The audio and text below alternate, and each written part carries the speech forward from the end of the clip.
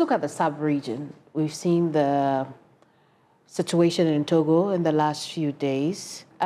We've also seen how the world appears to turn on Burkina Faso. But let's start off with the situation in Togo. I grew up in the western region, in Suta, close to Takwa. And in Takwa, there was a family. The Olympio family lived in Takwa. I knew that family because one of their boys wanted to go become a priest and was in the seminary with me and all of that.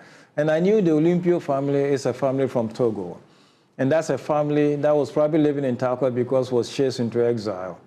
And subsequently, they tried also to go around for politics and whatever. So a little bit of that I knew. So, I mean, in this sense, a family wanting to put aside or put away of opposition and then establish a yes to this now. This is also, if you want, the bane of politics in Somalia. Then in that say, something similar is happening in Museveni in Uganda. Yep.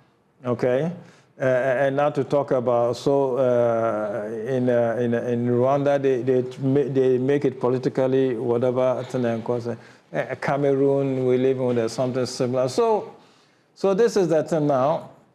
Why that is the case, I cannot venture an explanation.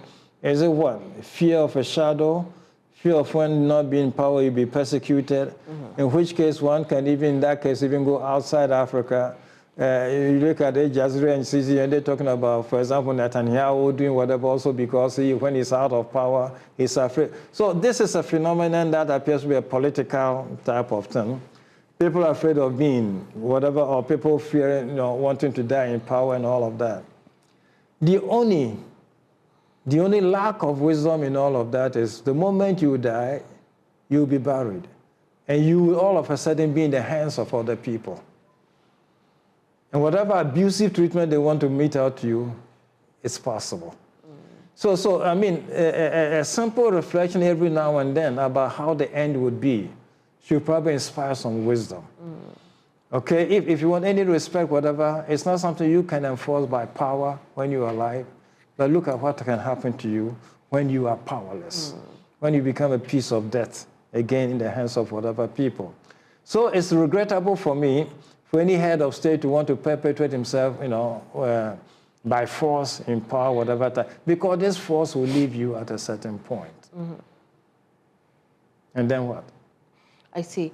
I mean, what should African leaders be doing about the situation in Togo? I mean, what would you say at this point to that situation? So probably since Togo is not a unique instance, so what African leaders should be doing about this?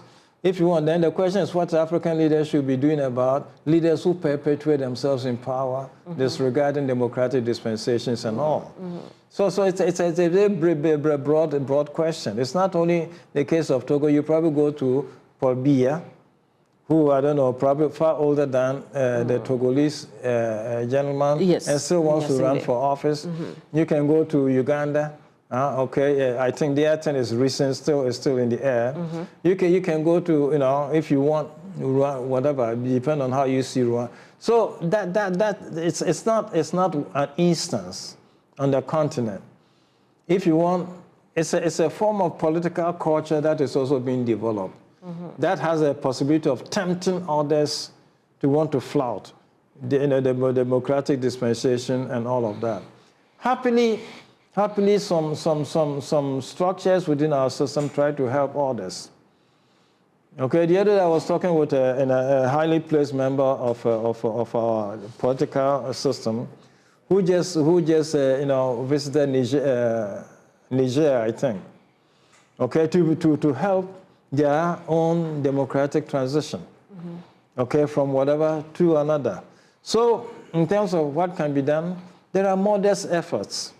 There was the effort in the case of Gambia, where even it was contemplated some kind of military intervention and force from here.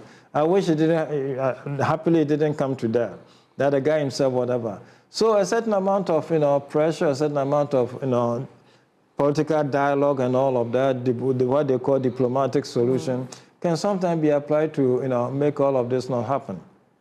But, it just happened. I know, I was talking to guys from Senegal because of an event we organized, and some Senegalese, whatever thing came. And then I had met the former president, who incidentally now is living in Morocco.